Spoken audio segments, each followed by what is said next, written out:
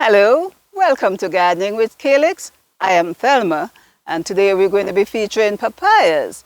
Now, some people consider the papaya one of the more nutritious fruits. Some may even refer to it as the king of fruits. But from our experience in the garden, we can tell you that it is very easy to grow. But don't just take my word for it. Keep watching and find out for yourself.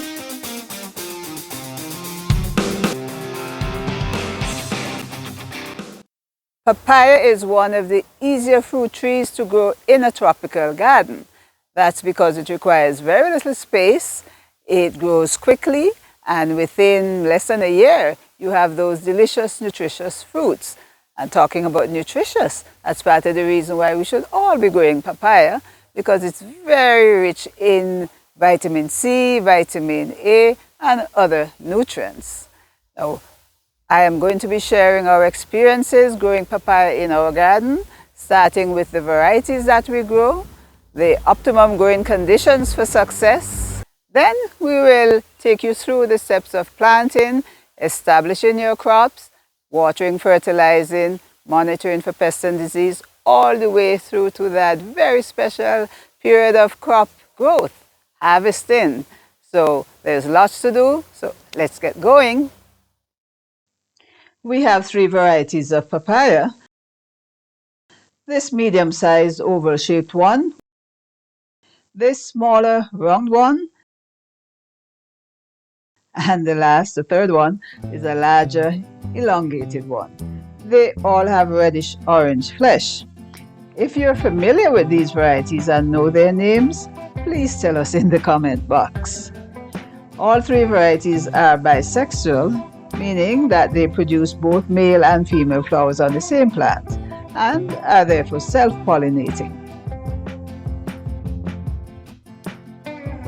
Most commercially available papaya varieties are bisexual, both male and female flowers on the same plant. Now, how can you tell which flower is male and which is female? Well, take a look at these.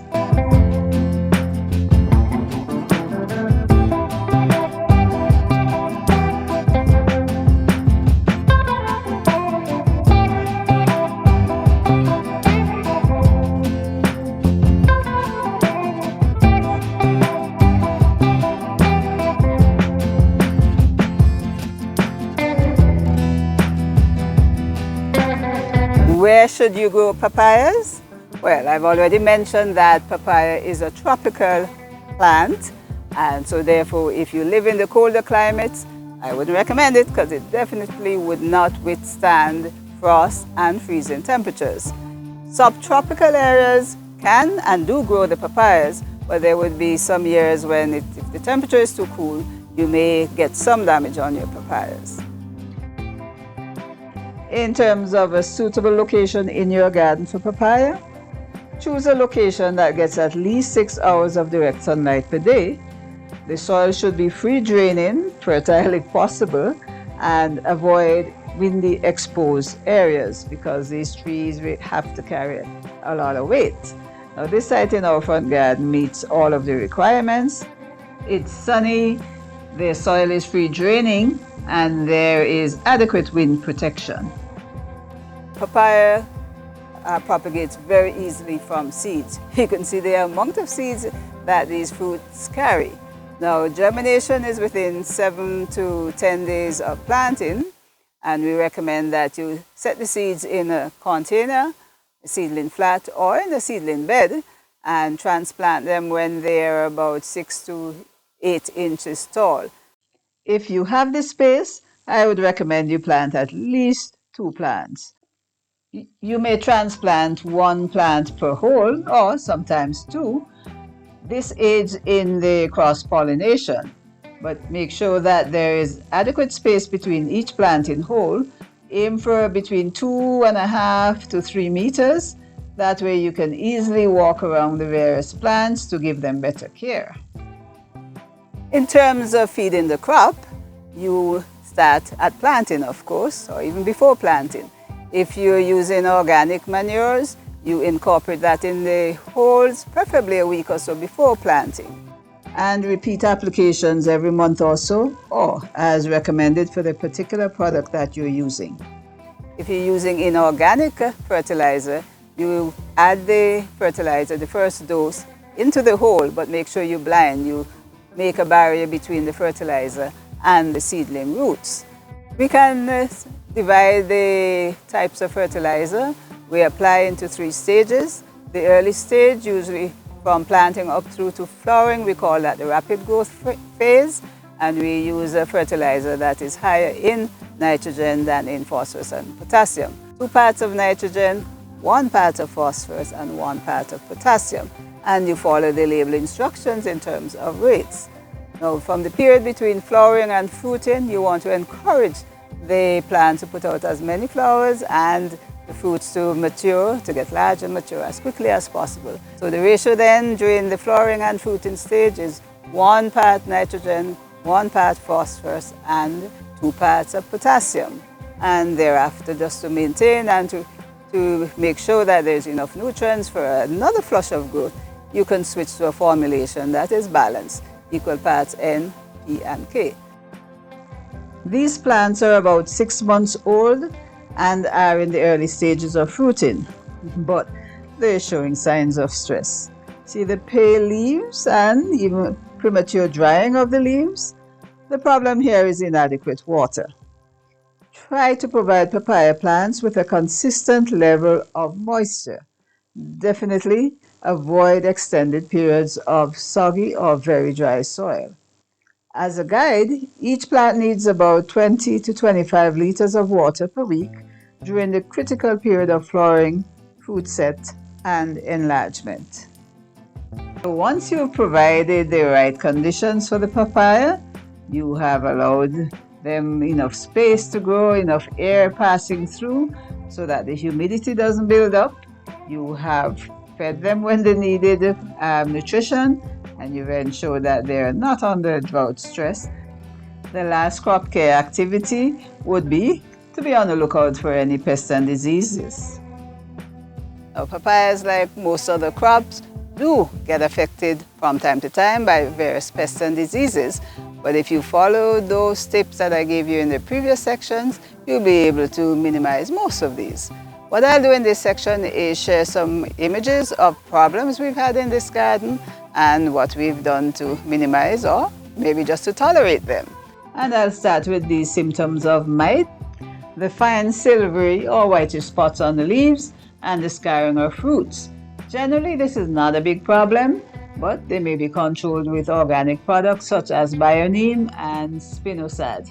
There are also several brown and black spots on the leaves and on the fruits that I tend to tolerate, but they do get worse in the rainy season, and I guess before they go from bad to worse, they can be controlled with broad-spectrum fungicides such as Mancozeb and Phyton 27.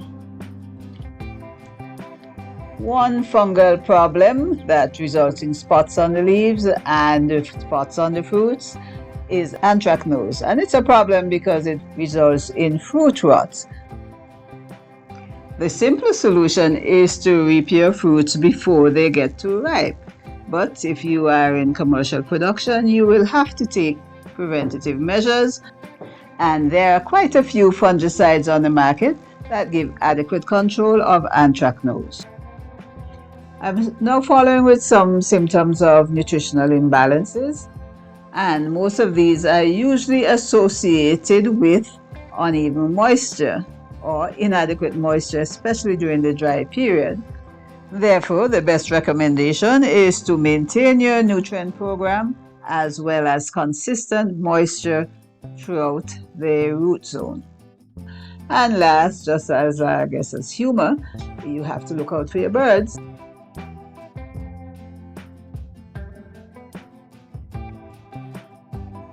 And this takes me to harvesting, which is the best part of any crop. And no, I won't be picking any of these today.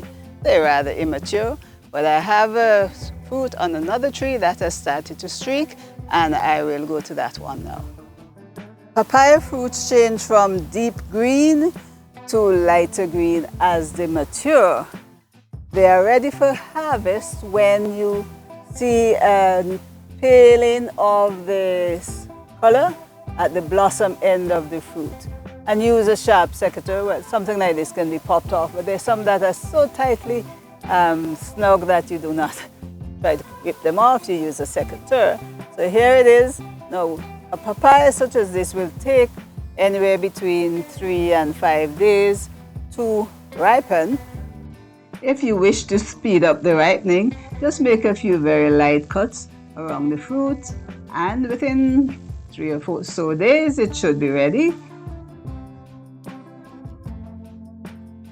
Take a look at this particular fruit. It was ready for eating within 3 days.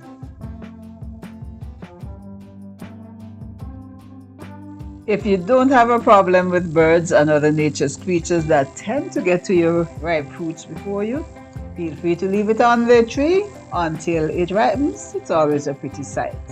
And here's this lovely pawpaw that I reaped a few days ago. It weighed well over 7 pounds. A papaya this size is rather large to be consumed by a relatively small family such as mine. So we usually slice them, keep a portion for fresh fruits that last about 2 or 3 days in the refrigerator, and the remainder we cut them and segment them up into nice little chunks for freezing, for smoothies, and this can stay in the freezer for weeks or even months. This brings me to the end of this video. Actually, I consider it the first video in papaya because there's so many other subjects that I want to cover in papaya, including the split stem you see behind me. Now, I'm clutching our book on crop production and harvesting, which has information on growing not just papaya, but about 50 or 53 other tropical fruit trees, vegetables, root crops, and herbs. It's available for sale on Amazon, Kindle, and bookfusion.com. So why don't you check it out? It's 180 pages of lots of well-researched, well-presented information, practical information that you can use to grow your crops in your garden. Now, if you like the content of this papaya video, please give us a thumbs up, share it with your friends, and if you haven't subscribed as yet, we're asking you please to do so. So until the next video, whether it's papaya or other crops, I am Thelma in the Calyx Garden saying thanks for watching, you take care, and see you in the next video.